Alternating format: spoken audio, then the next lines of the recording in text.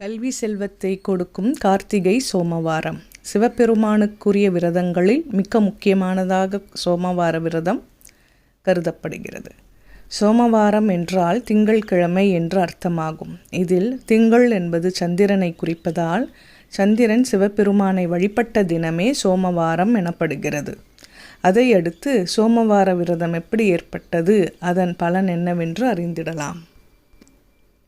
சிவன் கோயில்கள் அனைத்திலும் கார்த்திகை சோமவார தினங்களில் சிவபெருமானுக்கு சங்காபிஷேகம் செய்வது வழக்கமாகும். 108 அல்லது 1008 சங்குகளில் நீரை நிரப்பி யாகசாலைகளில் வைத்து வேள்வி செய்து அந்நீரால் சிவபெருமானுக்கு அபிஷேகம் செய்வது சிறப்பாக கருதப்படுகிறது. கார்த்திகை சோமவார தினத்தன்று சிவபெருமானை தரிசிப்பது கோடி புண்ணியத்தை பெற்றுத்தரும். சோமவார விரதம் ஆண்டு முழுவதும் கடைபிடிக்கப்பட்டாலும் கார்த்திகை சோமவாரங்களே தனி சிறப்பு பெறுகின்றன. சந்திரனுக்கு ஏற்பட்ட சாபம் நீங்குவதற்காக சந்திரன் சிவபெருமானை குறித்து விரதம் இருந்து வரம் வாங்கியது ஒரு கார்த்திகை மாத சோமவார தினமே ஆகும்.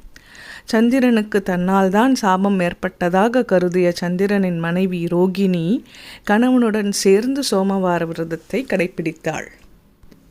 இந்த விரதத்தை கார்த்திகை மாதம் முதல் திங்கட்கிழமையிலிருந்து தொடங்கி அந்த மாதத்தில் வரும் அனைத்து திங்கட்கிழமைகளிலும் இருக்க வேண்டும்.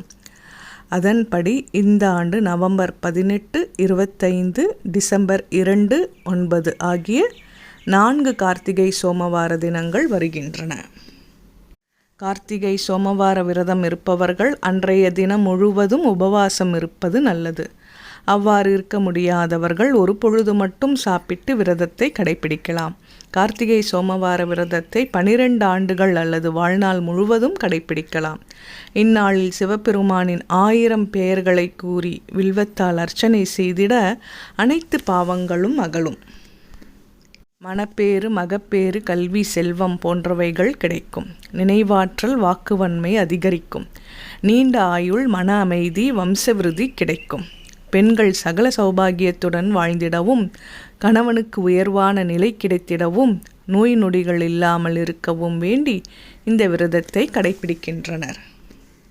சந்திரனின் மனைவி ரோகிணி கணவனுடன் சேர்ந்து எதற்காக சோமவார விரதத்தை கடைபிடித்தாள் என்பதை உங்கள் உறவினர்களுக்கும் நண்பர்களுக்கும் தெரியப்படுத்துங்கள்.